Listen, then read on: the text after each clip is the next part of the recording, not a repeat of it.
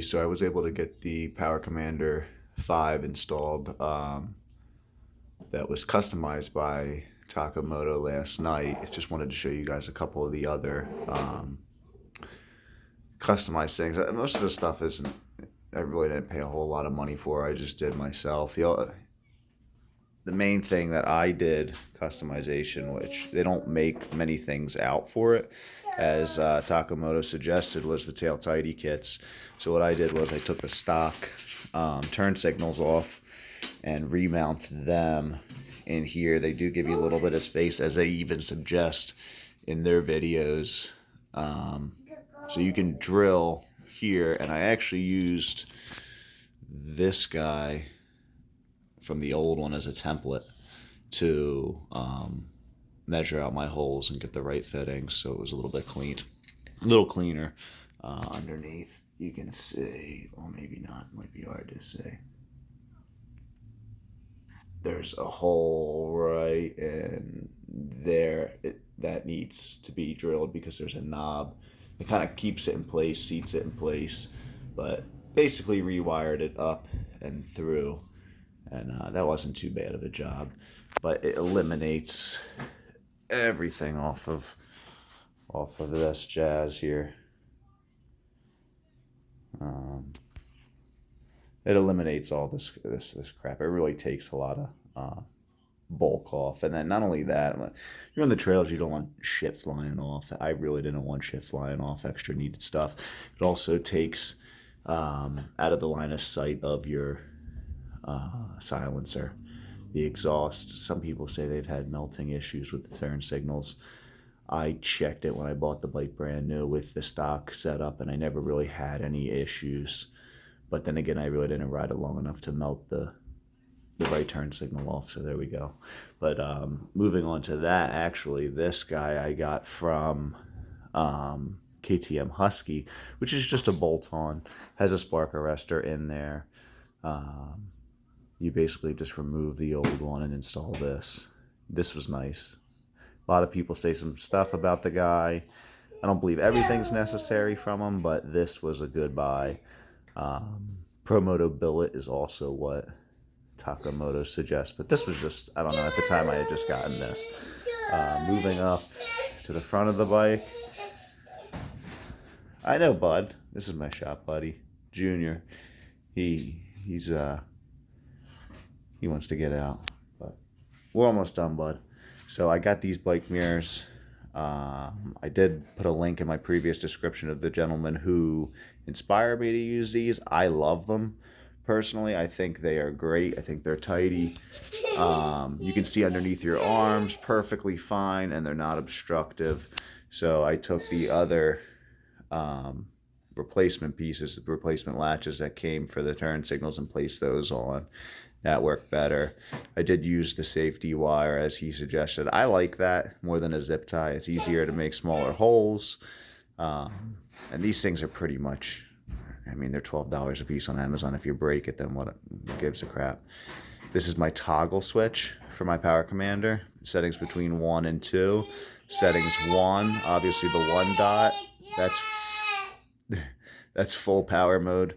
This goes to econ mode on 2. Wiring wasn't too bad. We'll go around the front here. I did have this bike out last week and took a pretty good one on a rock garden. I also, like as I said, we got the D606s. Had to do a little repair work to that, and also down in here snapped with the headlight. But Gorilla Glue works great. It's a beautiful thing. As you can see here, I took the fender. Thank God it didn't take it all the way off, but I was able to go down here, Gorilla Glued it, clamped it overnight, no radiator issues, threw a little safety wire in there like stitching, and the thing feels phenomenal. I don't care, you know what? It's a dirt bike, you're going to be dropping it. So, as for the Power Commander, come here, bud. As for the Power Commander, basically you just remove this seat here. I mean, not the seat, the side panel here, the airbox cover here. And let's see if I can get that off.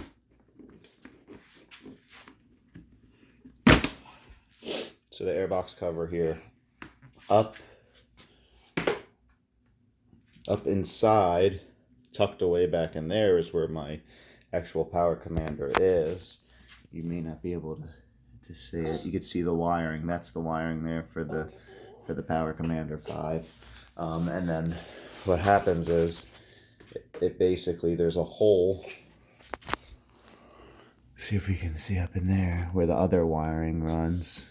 All that wiring there runs up underneath the seat to the other electronics. Right up in there. That runs up to the other electronics. And then you connect your ground wire to your negative port, and then all of the wiring is going to run through wiring harness here. So the seat gets removed, the fairing gets removed, and the gas tank gets removed. So basically, everything's going to run down from here in your airbox. That's where your main priority is going to be mounted. And it's going to run down. And then right here where this engine mount is where you kind of meet a Y. And that's where things start to split off. So down in here, this is part of the tuner. You can see the braided cover. That's forks down. As you can see, this is where all your setup is.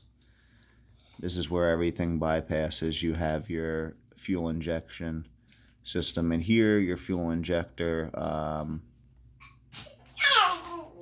what's it called, hookup. This is your fuel injector itself. Behind this plastic cover here, I had to take that off. Just for reference point, I had to take that off, and that's the TPS within that, I believe. Correct me if I'm wrong. And you have to loosen a bolt there. I did have to loosen the top one. It just made it easier. It was a pain in the dick. And that was pretty much plug and play. That was super easy. And then you fish your other end through here, and that gets hooked up somewhere up in this system here underneath the tank. Then everything gets tucked away nicely. I ran it along this whole, there's basically a wiring harness, wiring system that runs all the way through here to this, as you can see. That's your toggle switch. That's my toggle switch, I should say. And ran it up with the other wires. Ran it to this system, my clutch system. I added an extra zip tie here. Leave plenty of slack. I just didn't like all the rattling on a lot of these Pennsylvania rocky trails. It gets really ridiculous when you're going over a lot of rocks and shit's just banging back and forth. So this is the toggle switch between 1 and 2, as I mentioned previously. I don't know if I'm going to leave this permanently. It works. It's solid. It's really not going anywhere, intruding. I would need some kind of riser and maybe a little longer bolt if I wanted to put it here where my old mirror mount used to be. But I don't know. I don't really give a shit. I'm going to be doing a lot of off-road riding, and it just needs to be there and secure. That's it. And I bring zip ties with me, so I think that'll do for now. I don't plan on moving it out of the other mode much, and if I have to, then so be it. It's not a big deal. So those are the main upgrades. I also took the reeds out of the airbox. Wherever those are. They're somewhere in my box of extra stuff to bring with me to the track, all my bullshit, or to the trails in case I need to throw something else in. But that's basically it. That's all I did was the reed removal, the Power Commander, the mirrors cleaned up, and my little custom tail tidy, whatever the hell you want to call it, set. It just makes it so much cleaner, so much sleeker, less obtrusive. The mirrors that they give you with any stock bike are just cumbersome and huge. the D606s. So I did take it out last night. Overall thoughts on the Taco Moto Co Power Commander. Their customization is really amazing. This is my cleanup buddy, guys. Good job, Junior. So he'll be next to get a bike. Their customization is phenomenal. I mean, the map was insane. The map switch one was insane. The power gains, I feel like, is night and day. Come here, bud. I feel like it's night and day as far as, you know, power goes. The thing will pull up its front wheel easily, and for first, I mean, it would have did that before, but first and second gear, the thing just pulls. It wants to pull constantly. Best upgrades I've made. So the three overall upgrades I would say is change out your end cap, take your reeds out if that's what you're looking for. Some people say that it'll affect your low end power, but I don't know. The bike's just a beast now, and I got the Dynojet. Some people like the Vortex. This was a little cheaper route for me. Plus, I like the customized mapping that Taco Moto did.